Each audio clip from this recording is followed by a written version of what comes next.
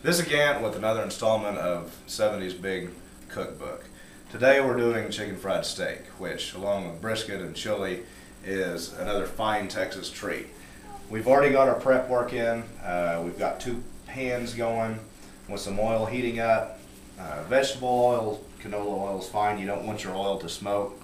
That means it's turning bad and it's going to be way too hot.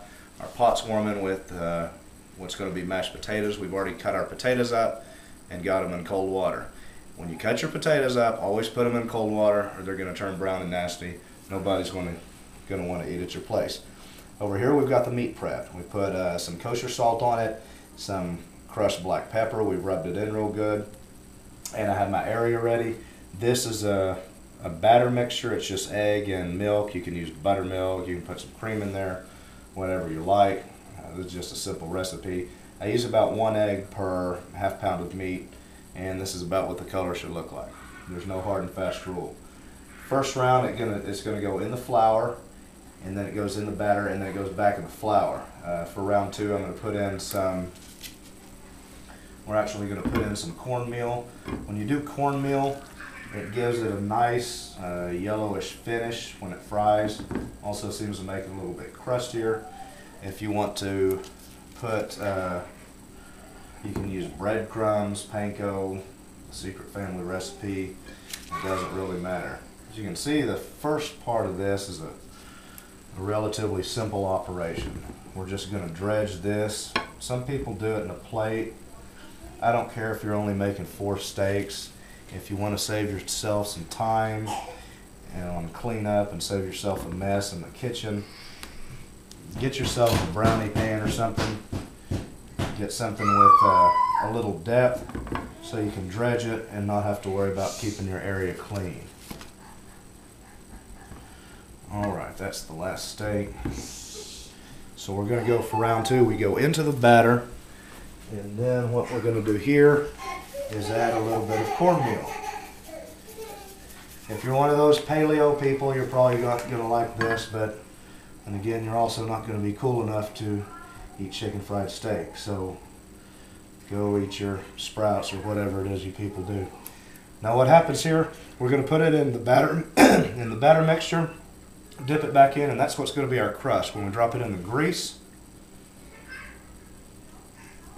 it's going to make that nice golden crust that we're all familiar with. Don't think you're going to be shortchanged here, because we're also going to do some mashed potatoes and show you how to make gravy, which everybody seems to like screwing up the gravy.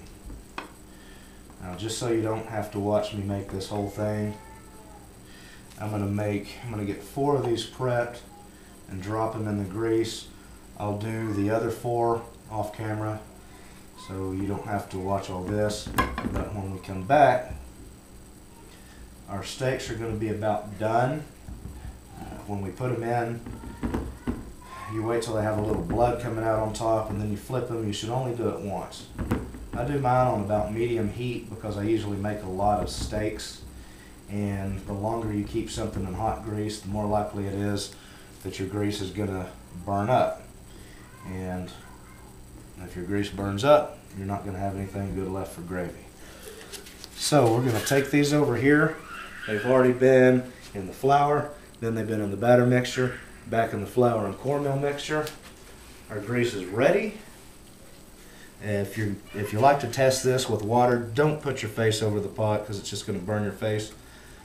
But we just drop these things right in there, and that's perfect.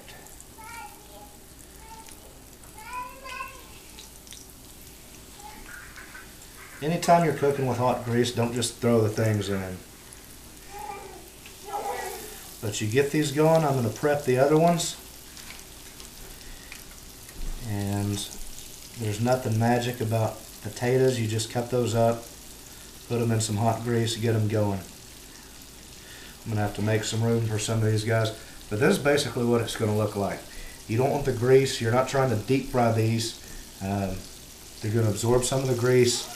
They might come over the top a little bit at first, but you wait till they're frying real good. We could turn it up just a hair. We don't really need to. You're going to see some blood come out the top. It's going to look like this. When the blood comes out, we're ready to flip it. And then when it comes out a little bit again on the other side, we take them off. We'll get to that in just a minute.